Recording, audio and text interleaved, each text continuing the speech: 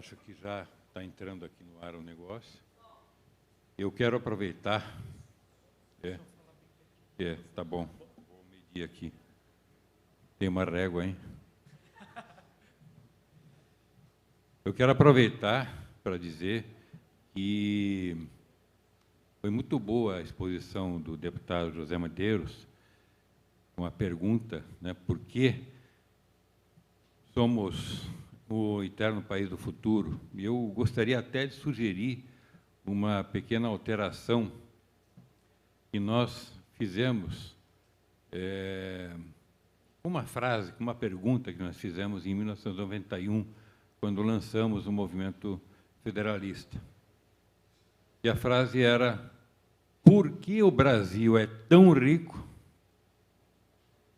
e nós, o povo, não somos, estamos tão pobres? Isso é importante, o verbo, a posição do verbo, o tempo do verbo é importante também, porque nós não somos pobres. Nós estamos. Porque se eu reconhecesse, aceitasse que nós somos, bom, o que eu vou fazer aqui, né, no Brasil? Vou embora para outro lugar. Certo? E qual é o objetivo de cada ser humano durante a vida? Qual é o objetivo?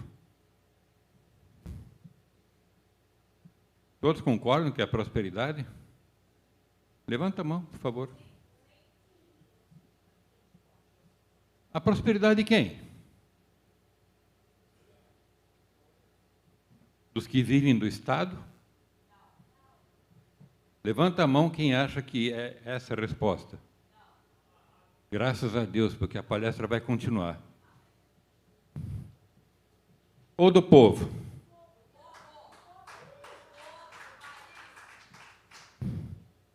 Qual é o princípio que deve nortear a prosperidade?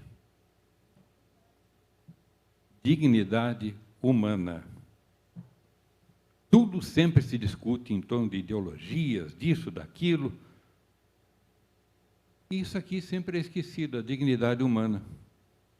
Quando se discute as questões de transporte público, se discute tarifa técnica, discute condição do ônibus, condição disso, daquilo, os empresários, os contratos, os sindicatos, a prefeitura, e ninguém pergunta para o principal cliente disso tudo, que é o usuário. É só um exemplo. Tudo se faz, parece, e sem se preocupar com isto, que é a dignidade humana, que tem a ver com o indivíduo. A dignidade humana e a prosperidade dependem do quê? Do Estado, que determina o que todos devem fazer ou deixar de fazer? Com certeza não, né? We the people.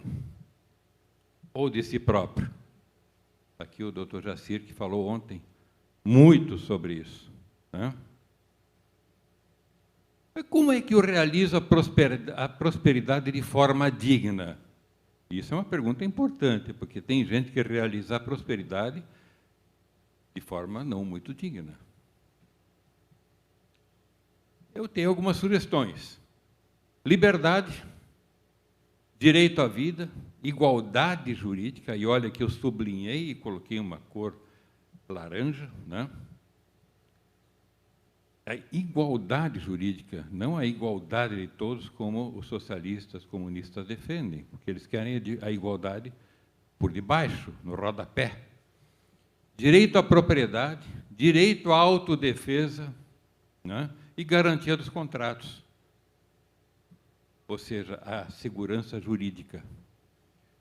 Eu acrescento mais algumas coisas ainda. Livre empresa, baixos tributos, porque os tributos excessivos simplesmente consomem, empobrecem a população, né? Simplicidade burocrática, sistema representativo confiável. E isso depende do quê? De um sistema eleitoral confiável. Que depende do quê? Do escrutínio público dos votos. Judiciário ágil e acessível a todos, mas não com a agilidade de fazer o que está fazendo sem o devido processo legal, mas sim de fazer o devido processo legal de forma ágil em tudo, com a devida segurança jurídica. Você concorda que este é o caminho da dignidade humana e da prosperidade, esse conjunto de coisas que foram apresentadas? Concordam? Levanta a mão, até para poder oxigenar um pouco o cérebro, né? Olha só, o que constitui o Estado de Direito? Esse é meu entendimento. O Estado de Direito só pode ser constituído pela vontade geral da população, pelas vontades, pela soma daquilo que foi dito antes, e que vai integrar uma carta magna. Porque assim as pessoas, quando concordam com esses princípios gerais, ou com as regras gerais, aí nós temos algo que todos vão cumprir. Institua isso de forma forçada, empurrada a goela abaixo, você não vai ter as pessoas obedecendo, vai ter sempre aquela história do jeitinho. Por acaso alguém se lembra de algum país que faz isso? Hein, deputado? Do jeitinho? Nós temos, ontem alguém falou em 100 mil regras, né? 100 mil leis. Na verdade, nós temos 5,5 milhões de normas legislativas. 5,5 milhões de normas legislativas. Dá para cumprir um negócio desse? Aí, quando você determina uma carta dessa, você determina uma república constitucional. E aí, deputado José Medeiros, nós passamos a entender que a Constituição do Brasil errou, começou errado em vários aspectos, já no primeiro artigo, mas quando fala que nós somos uma república federativa dos Estados, né, federativa do Brasil, que é uma república baseada no Estado democrático de direito. Não. A Constituição americana não fala em democracia em nenhum ponto, em nenhum momento. Nós devemos fundar a nossa Constituição, os nossos princípios, os nossos valores, numa república constitucional, porque aí sim ela não poderá ser mudada por essa democracia. A democracia, como diz lá no Brasil, é uma faca de 2 legumes, né? Tá? Não dá para ser assim. Nós corremos o risco quando se fala em democracia excessiva. Mas como, então, adequar as múltiplas vontades de um país? Como realizar, então, a tal democracia em um país tão grande? Eu não sou contra a democracia, muito pelo contrário, sou a favor, mas de uma maneira mais equilibrada, de uma maneira que não ofereça risco. A gente só vai conseguir fazer isso distribuindo os poderes e atribuições. Nós temos 8,5 milhões de quilômetros quadrados. Como é que você faz isso? Massificando? Você massifica os resultados e tem problemas. Então, o caminho é o federalismo. E eu completo sempre federalismo pleno. Por quê? Porque nós não temos um federalismo, não dá nem para dizer que é incompleto, nós temos um arremedo de federalismo. Aqui nós temos essa palavra cujo falso cognato nos faz pensar o que nós estamos passando hoje no Brasil, né? Mas, na verdade, isso se tem a ver com a união, é uma palavra latina. União por confiança. Por isso que Foedos vem formando o federalismo. Porque é um pacto. E é um pacto de confiança. Todo pacto sempre presume, exige a confiança. Você não consegue fazer nada forçado. Criar um pacto forçado. Não dá. E o primeiro Estado federal que surgiu foi aqui nos Estados Unidos, na América. Estado moderno. E o primeiro federalismo moderno surgiu aqui nos Estados Unidos, na América. Esse federalismo que surgiu aqui no Brasil é o que nós chamamos de federalismo dual. Estados com autonomia legislativa, judiciária, tributária e administrativa. Ora, meus amigos, eu não consigo entender. Há 32 anos eu milito pelo federalismo, quando percebi a causa do problema. Eu vi todo mundo lidando com os efeitos. Meus amigos, lidar com efeitos é a mesma coisa que lidar com sombras. Então, quando alguém dizia para mim que eu era um Dom Quixote, eu disse, não, Dom Quixote é você. Porque eu estou lutando contra a causa das sombras. O Dom Quixote luta contra as sombras. Então, eu não consigo entender como é que as pessoas não perceberam esse nexo causal. Não consigo entender.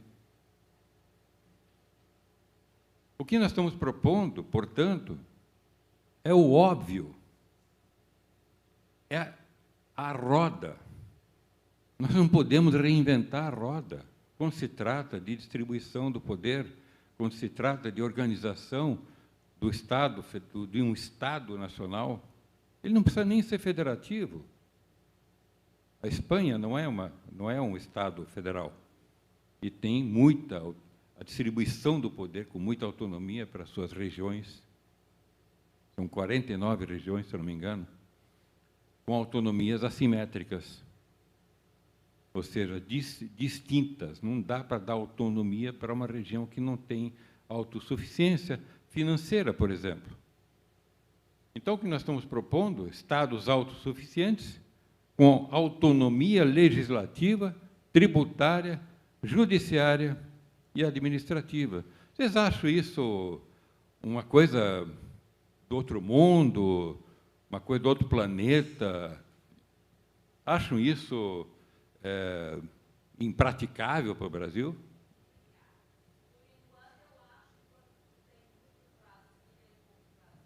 Sim, mas é isso mesmo. Né?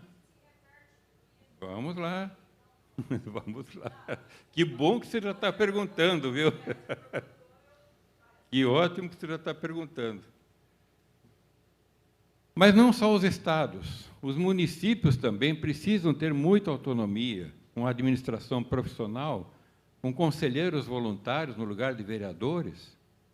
A Constituição de 1988 impõe que a formação de um município exige, né, não pode prescindir da existência de um prefeito eleito por um monte de partidos e os vereadores também remunerados, né, cujo teto de salário é 75% do que o deputado estadual ganha em dinheiro, e também é 75% do que um deputado federal faz em dinheiro.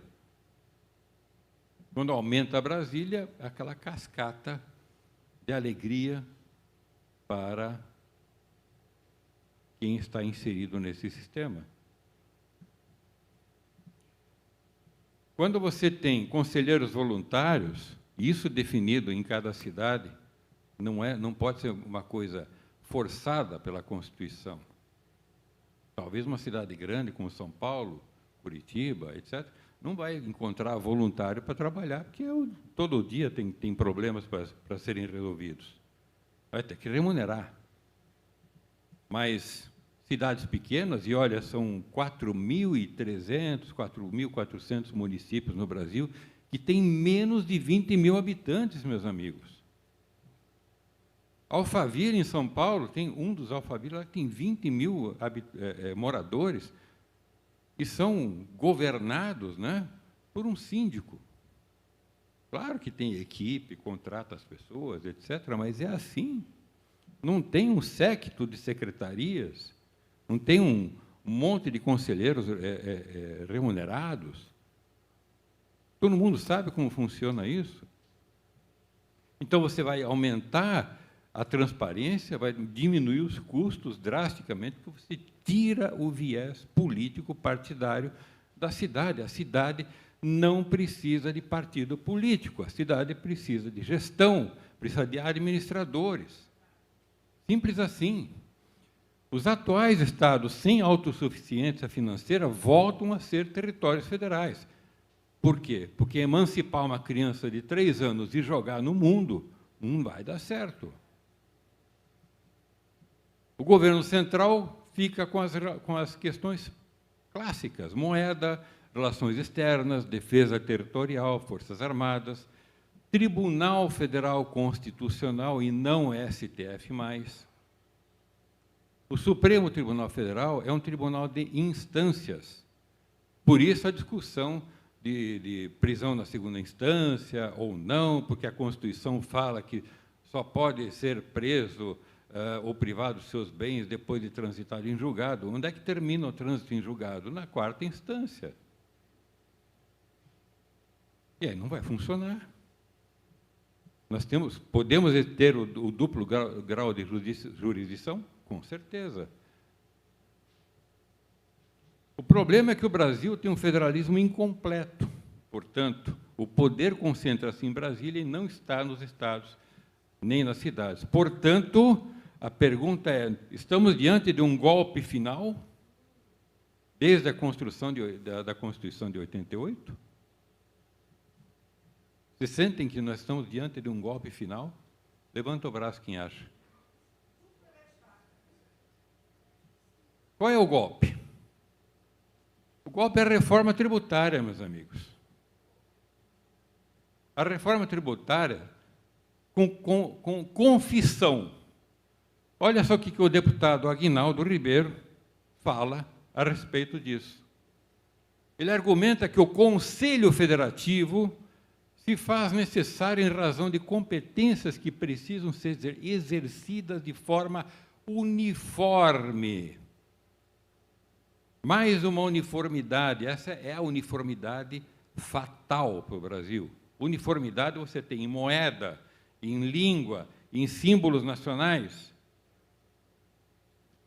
Em âmbito nacional, como a administração da arrecadação e a regulamentação do tributo, quer dizer, tudo regulado por Brasília, meus amigos. E ele ainda afirma que a criação do órgão, do tal Conselho Federativo, é um avanço para o contribuinte, é um avanço para o abismo, para garantir que a regulamentação será única em todo o território. Olha só, ele confessa, regulamentação única. O que nós somos? Não somos uma federação? Acrescenta ainda que a centralização da gestão garante segurança jurídica. É claro, o ditador manda e acabou. Essa é a segurança jurídica que os ditadores querem, né? Em vez de mais de 5.000 unidades federativas atuando de forma separada. Meu Deus do céu! Embora na Constituição esteja relacionado, o município esteja relacionado como ente federativo, que é uma grande besteira, eu ia falar outra coisa, uma grande besteira, uma grande bobagem, porque município é ente do Estado, o Estado que é ente federativo. Qualquer federação do mundo é assim, mas o Brasil tem que inovar, né? Tem que ter jabuticaba. Está aqui, ó, a própria Constituição, por mais criticada que nós possamos, por mais crítica que possamos fazer, ela tem coisas muito bem definidas. Aqui, o que é uma organização do Estado, um artigo 18? A organização político-administrativa da República Federativa do Brasil compreende a União, os Estados, o Distrito Federal e os municípios, todos autônomos nos termos da Constituição. E está aqui a emenda à Constituição. Não será objeto de deliberação a proposta de emenda tendente a abolir a forma federativa do Estado. Quem aqui acha que essa reforma política, reforma tributária, é capaz de abolir a federação? Levanta a mão. Quem acha que pode abolir? Vocês não acham? Tirando o dinheiro das cidades e dos estados, não vai acabar com a federação? Meu Deus! É óbvio. Tira dinheiro do bolso de vocês, da conta de vocês. Vocês vão continuar a ter autonomia? Não.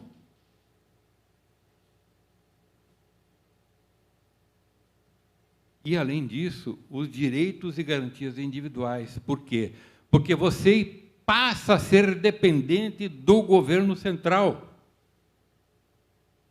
Então, é completamente inconstitucional, deputado. Completamente inconstitucional. Graças a Deus, ainda conseguiram empurrar esse negócio para 2030. Mas tem que trabalhar para anular esse negócio. É que, do lado de lá, eles acreditam que vão ficar no poder para sempre. Do lado de cá, nós temos que nos levantar e lutar para acabar com isso.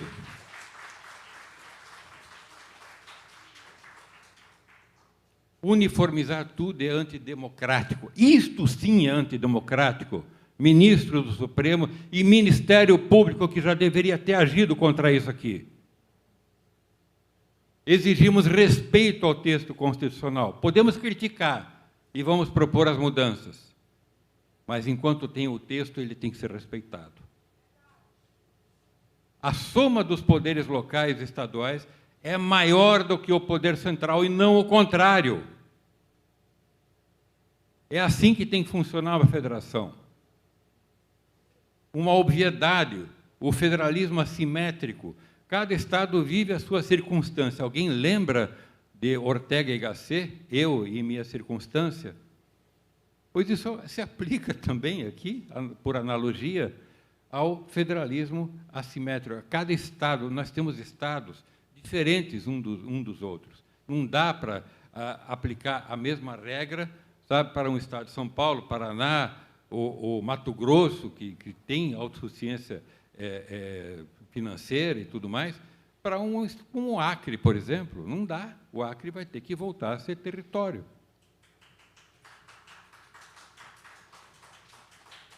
São os estados e as cidades que tocam o Brasil, ou seja, é o povo do Brasil que toca o Brasil, com o nosso trabalho, com o nosso suor, com a nossa criatividade, que não pode ser obliterada por governantes centralistas. Este novo federalismo assimétrico estabelece o equilíbrio sistêmico. O que é isso? É aquele equilíbrio necessário entre os estados, de tal maneira que um não se sobrepõe a outro e que o governo central não se sobrepõe aos estados, e vice-versa. A República Velha, baseada na Constituição de 1891, teve esse problema. Não realizou isso aqui. Não fez o equilíbrio sistêmico e deixou o governo da União tão fraco que os estados é que passaram a controlar a situação. Não, tem que ter equilíbrio, né? E a subsidiariedade de mão dupla. O que é? Correta distribuição das atribuições, de tal maneira que ao Estado, ao governo da União, reste muito poucas atribuições, porém suficientes para ajudar suplementarmente e não complementarmente, como está na Constituição, no artigo 23, suplementarmente, que é um período curto e pontual os estados, quando necessários, numa determinada situação.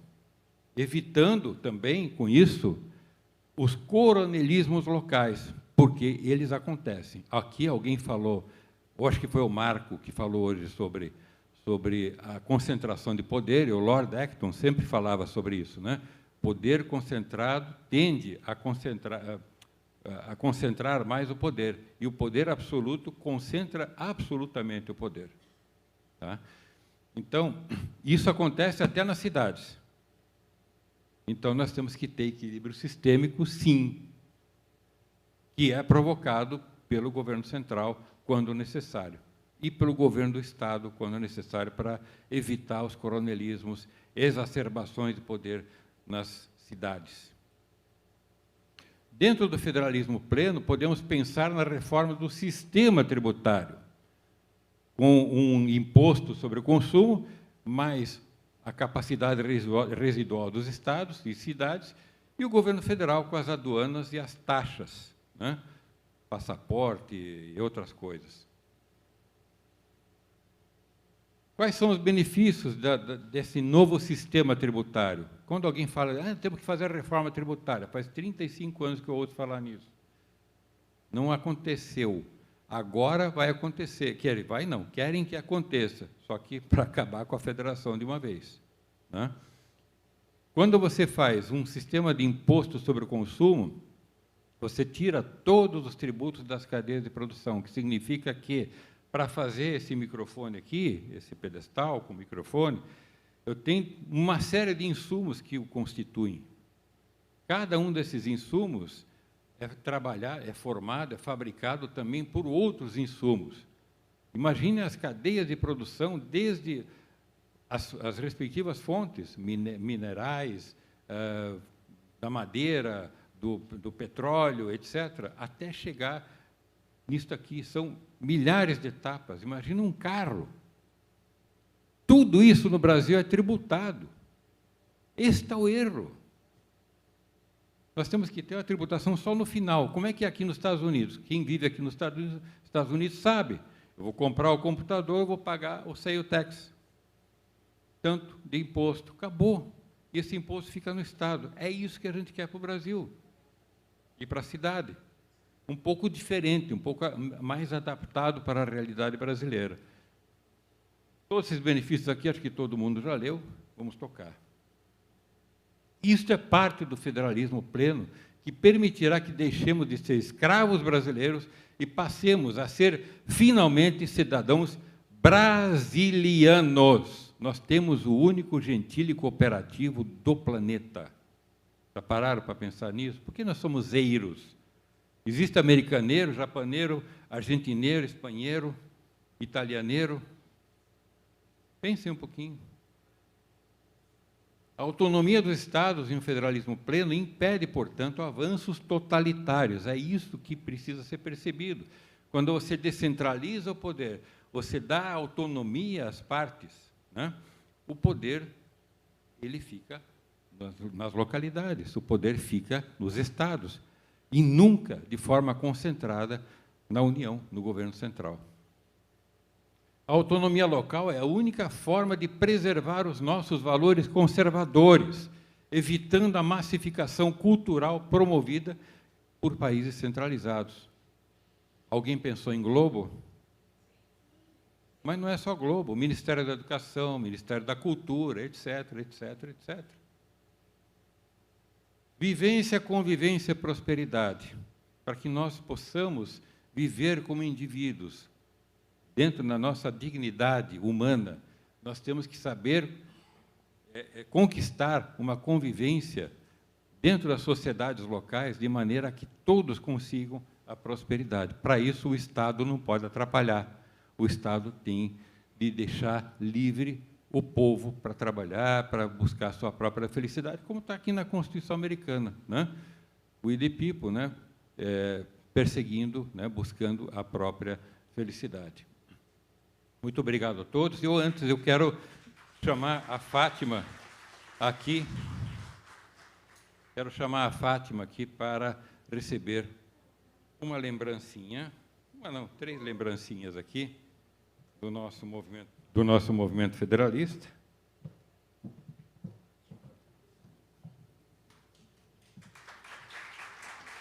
E a canetinha e mais um pin.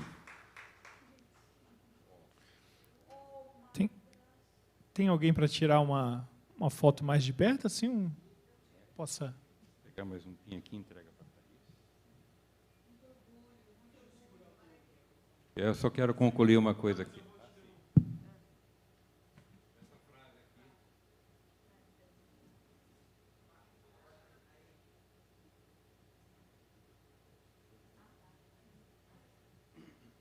Que está escrito aqui, desse bannerzinho aqui, nesse adesivo: quero meus impostos na minha cidade e no meu estado, e não em Brasília. Muito obrigado, Thomas Kollontai. Obrigado pelas palavras, pela palestra. Eu que agradeço a oportunidade. Levantem-se, nós temos que conquistar o federalismo pleno. É a única forma de nós defendermos, como sociedade, para o resto dos nossos dias, dos nossos filhos, dos nossos netos. Não basta a gente tirar essa gente de lá e substituir por outras pessoas. O sistema está podre, então vamos trocar o sistema. Isso aí. Uma salva de palmas, pessoal.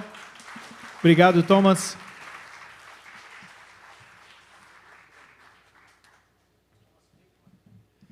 Alguns recadinhos rápidos, nós vamos ter agora um break de 20 minutos. Quando a gente retornar, vamos ter um painel, você não pode perder o nosso painel. Tá? São as duas próximas etapas aí do nosso trabalho, do evento hoje. O painel, que vai contar com a participação, novamente, do Marco Antônio Costa, da Cris Gramel, do Paulo Figueiredo, e hoje com a participação do Dr. Jacir Leal. Você não pode perder, porque, ó,